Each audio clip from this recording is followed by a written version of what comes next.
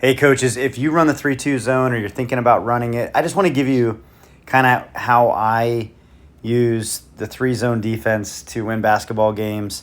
This is obviously going to depend on the type of manpower you have in your team, but I just want to show you like what I like to do, and just and hopefully you'll learn something from this. You'll take something away and you'll think, man, I didn't think about that. So check this out. So obviously I'll set my 3-2 zone up just like this. I might change some of the players up, but essentially, I got my bigger players down low. I got a three in the middle because that person's going to be doing a lot of, I want a longer player here that's, someone really athletic to help me, push the ball and achieve some of the objectives that I'm trying to get. I'm also very cognizant. I don't want to put a slow, tall player on this just because they're moving back and forth. But work with what you got. So essentially what I'm looking to do is I'm looking to keep the basketball on one side of the court. And I do this really with all of my, defenses. But essentially what I'm doing is I'm telling my number three that I want to have him or her, I want to have him or her discourage the ball handler from getting the ball onto one side of the court. So I pick a side, or I have them pick a side, and it's their job to not, I don't want this player to, I don't want this player to be able to, I don't want this player to be able to just be up here doing whatever he or she wants. I want this player to encourage the pass down. And I don't want anything being passed to the high post, so I'm just discouraging this pass here. And what I tell my players is I want the ball on, one side of the court, and I want my players on one side of the court. So as you can see, I broke down this area here, and I don't want the ball being passed back up. So, I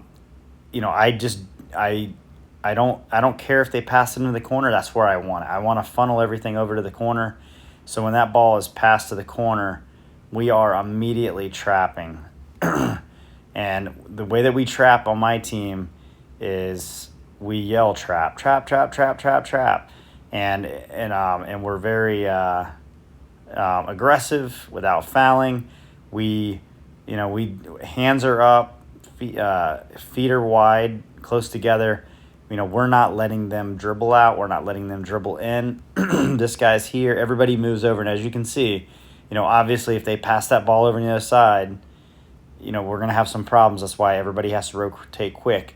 But I am teaching my players to be aggressive, and that the only acceptable outcome here is, getting a call for holding the ball too long, or the player, putting the ball down, getting a double dribble, or just throwing it up in the air, right? Like that's the only outcome that I want whenever I'm doing this. Now, if I'm playing against a really good team and it's an outmatched offense, I might stay behind the line. But when I'm trying to do an aggressive 3-2 zone, this is what I'm looking for. And as you can see, there's really nothing more to even show you, because if this is successful, this player will either get that 5-second hold call, or he'll just throw it up in the air and we'll get an interception, and then we're off to the races on the other side of the court. But if they do get it out, we rotate back out, right? Like I don't want the ball going back over here, so I'm over here and I'm discouraging it, right? You just got to be careful, because if this player decides to drive in, and I should have moved my players over just a little bit as that happened. That way if they try to penetrate, these two can pop in. Obviously, yes, the ball can get back over there and he can drive in the other way. So this is one of those things where your players got to be able to, they got to be careful about overcommitting. They have a job to do. They want to discourage that pass.